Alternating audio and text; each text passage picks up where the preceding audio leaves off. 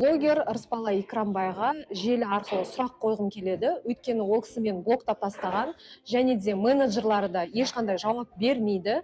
Не туралы сұрақ десеңіз, маған көптеген хаттар келіп жатыр. Мысалға, сіз 2021 мен 24 жыл аралығында елден өз Каспи голдыңызға ақша жинап, жаңағы мұқтаж жандарға үй тараттыңыз. Сол себепті сіз берген үйлер мұқтаж жанға берілді ма, мұқтаж емес сіздің алыс жақын туысыңызға берілді ма? Өйткені сіз таратқан үйлердегі мұқтаж жандарды танып, маған көптеген хаттар келіп жатыр. Сол кісілердің көршілері жазып жатыр. Диана, негізі осы кісі мұқтаж жан емес, өзінің үйі бар еді, не себепті ол кісіге үй берді деген сияқты көптеген сұрақтар бар. Ол сұраққа жауап бергіңіз келсе, маған хабарлассаңыз болады, мен сізге хаттың барлығын көрсете аламын. Ең басты сұрақ менде мынандай болып тұр. Және де осы сіз берген үйлердің арасында Сарыкемер ауылындағы үй туралы мынандай жақсы сұрақ келді маған. Сол Сарыкемердегі үйді бір біздің атақты әншінің туысы берді дейді. Сол рас па?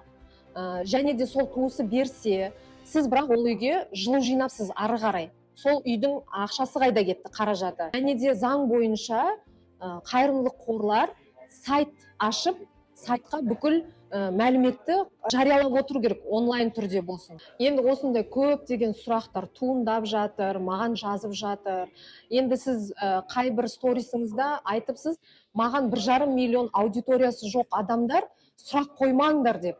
Онда сізге сұрақ қоймайтын болсақ, мен органдарға, сонымен қатар прокуратураға сұрақ қояйыншы.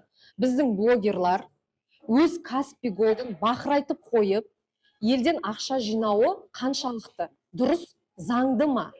Және де сол ақшаны елден жинағаннан кейін, халықтан, қазақ елінен, мен ешкімге есеп беруге міндетті емеспін дегені дұрыс па?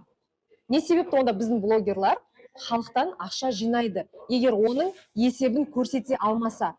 Бір үйге қанша ақша түсті, қандай қаражат түсті, және де ол үйді алған адам шынымен мұқтаж ба? Оның документін қай жерде көрсетті?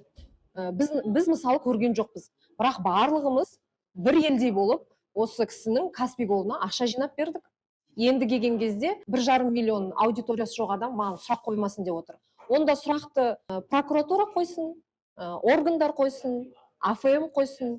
Егер осы мен қойып отқан сұрақтар дұрыс деп есептесеңіз, осы рилстың астына прокуратура, АФМ және де қандай органдар бар, соны белгілеп кетіңіз.